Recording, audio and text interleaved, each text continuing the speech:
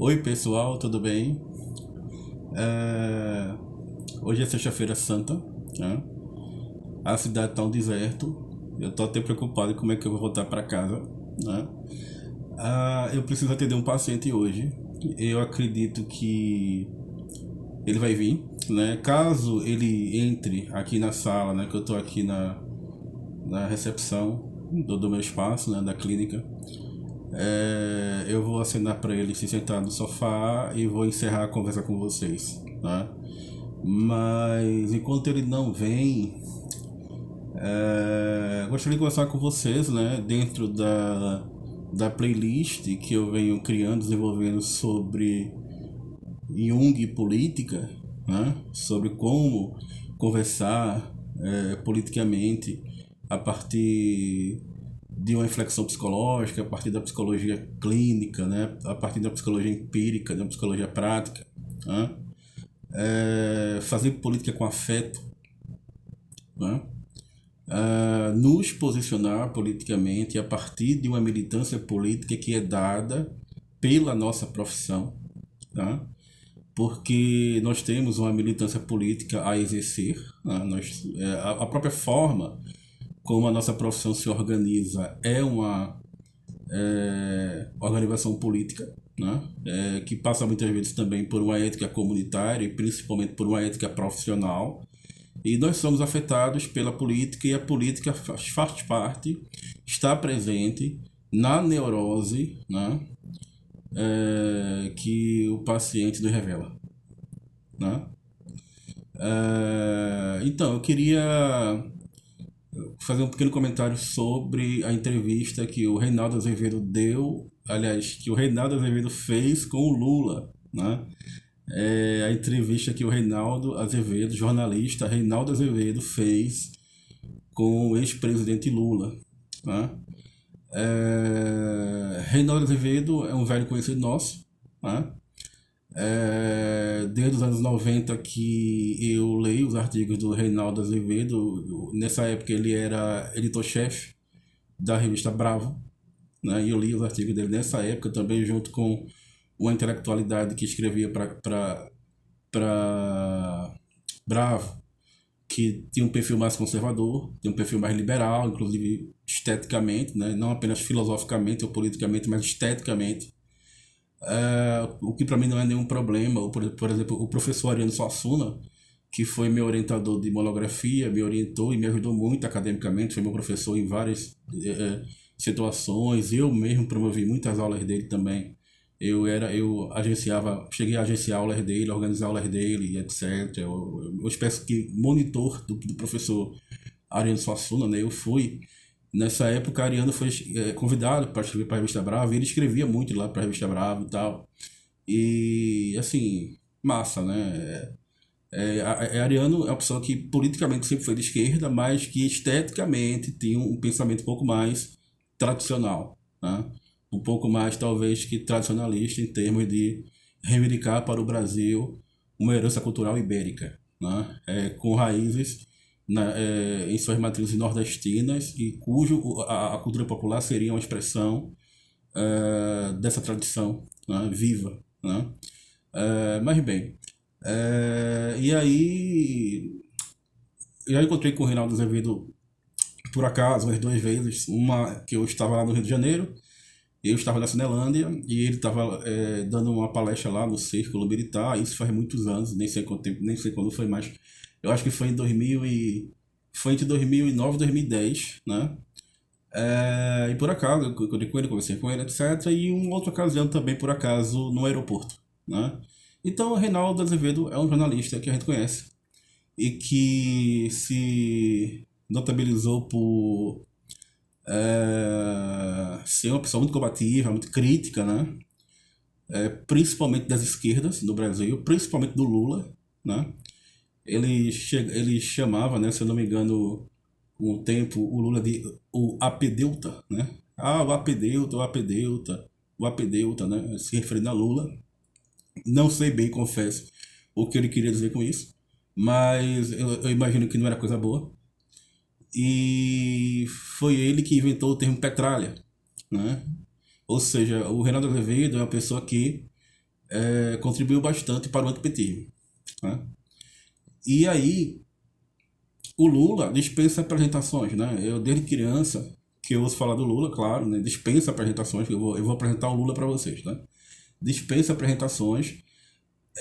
Essa polarização que existe hoje, né?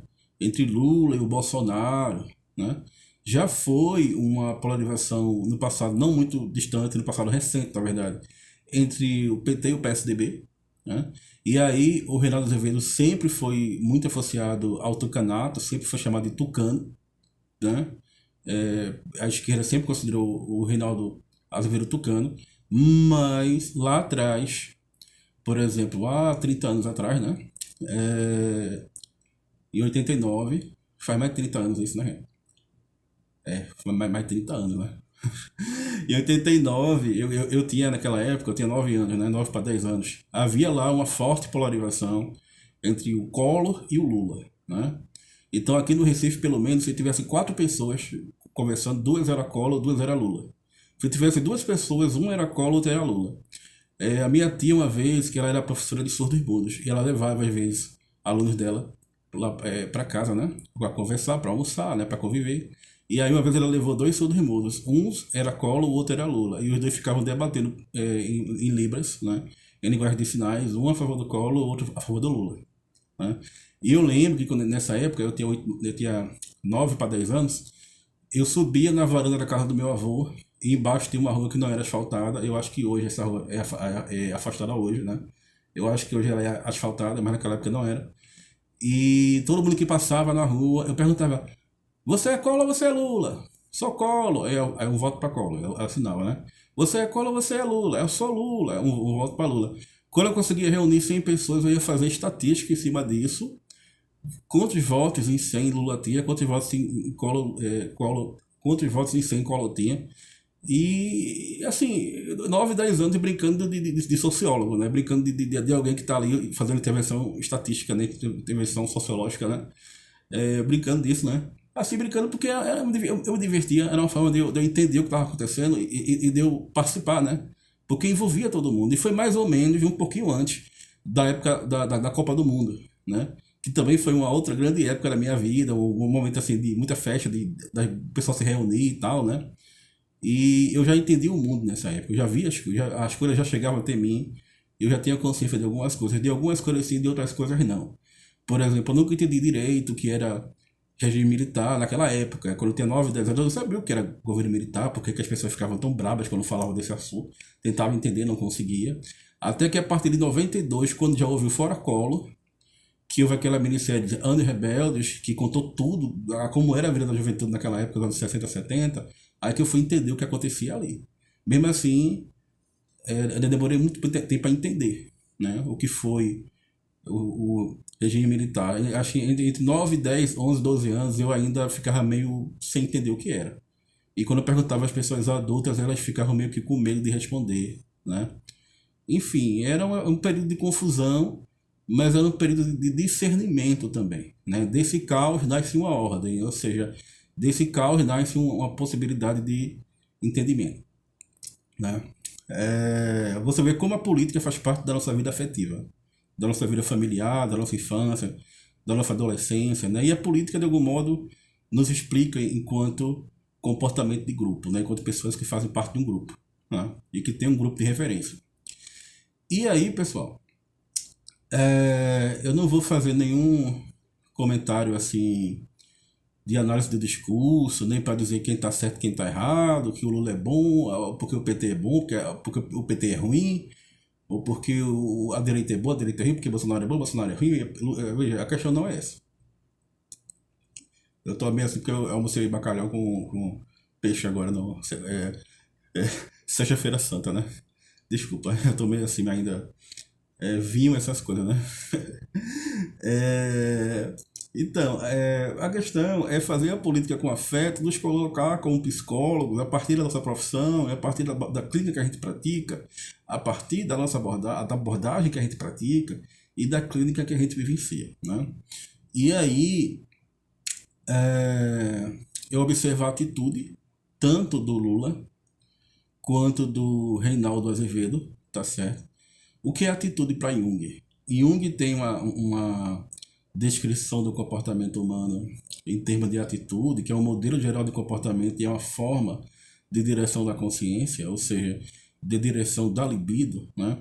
Que eu acho que é muito útil para a psicologia social, né?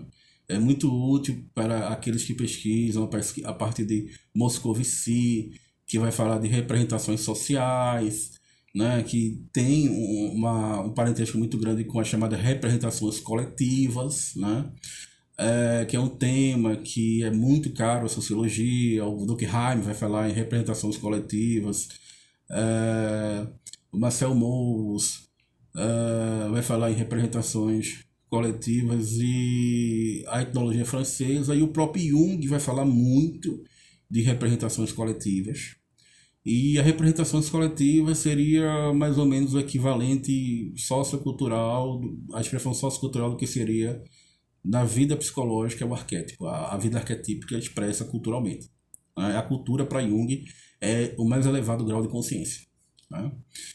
E a atitude dos dois, né? Porque eu acredito que por trás da visão do mundo, seja de uma pessoa de esquerda, seja de uma pessoa de direita, predomina, ainda que de modo um tanto que impreciso e irregular, né? Já que o indivíduo é uma regularidade, segundo Jung, né? O indivíduo é sempre uma irregularidade, predomina um tipo psicológico, né? Uma predisposição para agir. O tipo como modelo geral de atitude, né? Eu acredito que as pessoas mais à direita são pessoas mais introvertidas ou que tendem a ter uma predisposição a um comportamento mais introvertido, né? O introvertido é aquele que retira a libido dos objetos e passa a valorizar algo que é mais abstrato, né? Por exemplo, a direita liberal ou mesmo o discurso conservador tende a valorizar o que? O indivíduo, né? E o indivíduo, se a gente for observar filosoficamente, nada mais é do que uma abstração. Por quê? Porque o indivíduo é aquilo que está separado das relações sociais. Então, nós não somos simplesmente indivíduos. Por quê? Porque o próprio Jung vai explicar. E nós há sempre uma força coletiva agente. Por esse motivo, nós somos seres que estamos sempre diante de uma psique coletiva, de uma psique objetiva. E desse modo, somos seres irregulares, né? E desse modo, não vai haver uma ciência de indivíduo. Por quê? Porque não vai haver uma ciência daquilo que é muito específico, daquilo que é muito irregular, né? A ciência a ciência que existe, a ciência que nós trabalhamos é uma ciência do geral, né? E os fatos são singulares. Então aí tem uma antinomia, que eu já conversei um pouco com vocês também sobre a questão não só kantiana, das antinomias kantianas, mas também eu acho que eu já citei uma vez ou outra sobre a grande questão aristotélica, que vai dar origem, na Idade Média, à questão dos universais. Se os universais existem, enquanto espécie, se existe de forma individual, né? Bom, é uma questão filosófica, também teológica. Eu já citei aqui essa discussão. Não posso aprofundar no momento, porque precisamos falar um pouco mais sobre política e não só sobre epistemologia. Se bem que na discussão sobre política existe uma base epistemológica. E muitas vezes o complexo de poder que é instituído na política também surge de uma discussão epistemológica, que é a vontade de verdade, que nada mais é, em termos nietzschianos, do que a vontade de poder. Vontade de verdade é vontade de poder, é vontade de dizer o discurso verdadeiro, é vontade de se impor, né? E aí eu também penso que muitas vezes o psicólogo, e aí é que está na atitude política, deve abrir mão um pouco dessa vontade de poder, né? Gente, no diálogo que nós temos com as imagens do inconsciente está a nossa vocação política. Por quê? Porque estamos diante do oposto complementar. Reinaldo Azevedo e Lula politicamente representam opostos.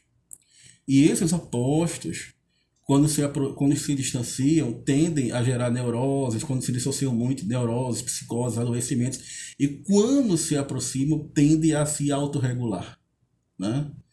E aí que bom ver, no momento em que nós estamos vivendo, um momento de tanta radicalidade, o Reinaldo Azevedo em posição oposta ao Lula, como ele sempre foi. Não adianta querer dizer agora, o Reinaldo se vendeu ao PT. Não, o Reinaldo, a meu ver, não se vendeu ao PT. Ele continua crítico, questionador. E esse é o exemplo que o Reinaldo dá a nós que somos cientistas, nunca parar de questionar, nunca parar de criticar, nunca parar de levantar perguntas, claro que de preferência de um modo respeitoso, né? Não vou dizer que o Reinaldo Azevedo sempre esteve certo durante toda a sua vida, tudo que ele falou foi certo na vida, não, ele cometeu muitos erros, como eu cometi erros, como Lula cometeu erros, como todo mundo comete erros, né? Mas ver os opostos ali se aproximando, curando a dissociação, é muito bom. É muito bom ver os opostos se regulando. Uma entrevista respeitosa em que cada um colocou seu ponto de vista e o Reinaldo alisou um pouco, mas bateu. Assim, bateu no sentido de Lula, o que é que deu errado? E a Petrobras? Ninguém saqueou a Petrobras.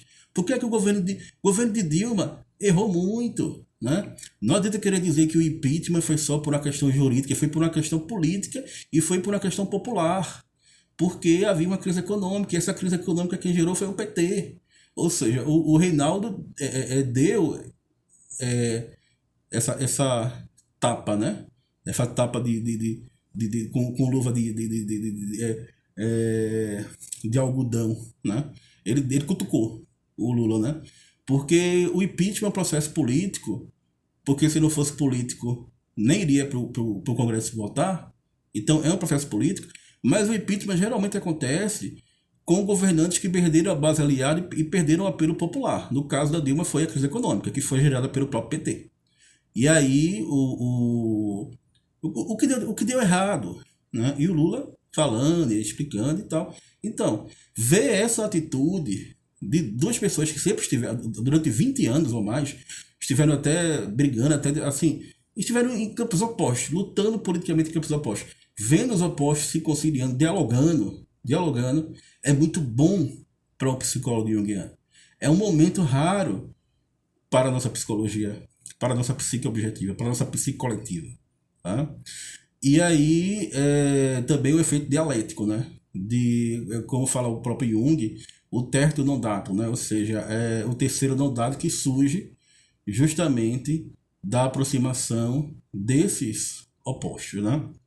Então, nós temos a questão da atitude, que é algo que o Jung vai lançar na sua tipologia, e a atitude como uma direção de consciência, uma forma de direção da consciência, um modelo geral de comportamento que pode ser extrovertida ou introvertida de acordo com o caminho que a libido percorre. Ou seja, se você coloca libido nas coisas, você é um sujeito extrovertido, então você vai ter uma empatia com as coisas, né?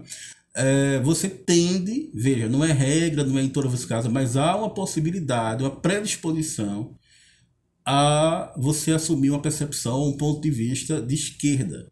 Geralmente as pessoas de esquerda têm um comportamento extrovertido, né?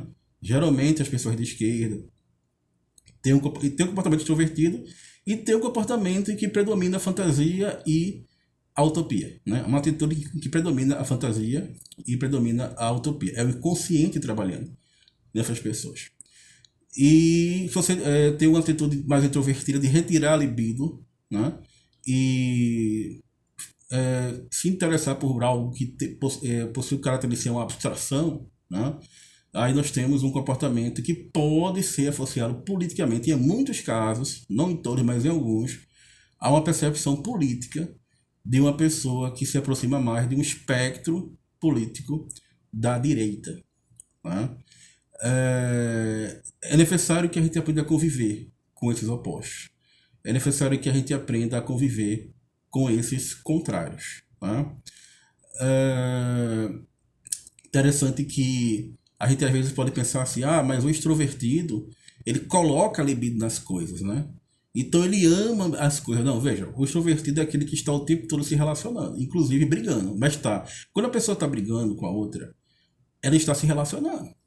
Sabe gente que briga e tal, e briga, tá vivendo, né? Tá se relacionando, tá buscando o outro, né? Mas o extrovertido, ele coloca a libido no outro, por quê? Porque é como se ele necessitasse interessar-se pelo outro. Já o introvertido, ele meio que foge desse contato com o outro, por quê? Porque é como se as pessoas exercessem sobre a sua psique individual, introvertida, uma espécie de enfeitiçamento, é como uma espécie de fascínio. E o introvertido meio que teme um tanto isso. O introvertido teme um tanto que se perder no meio dos outros, né?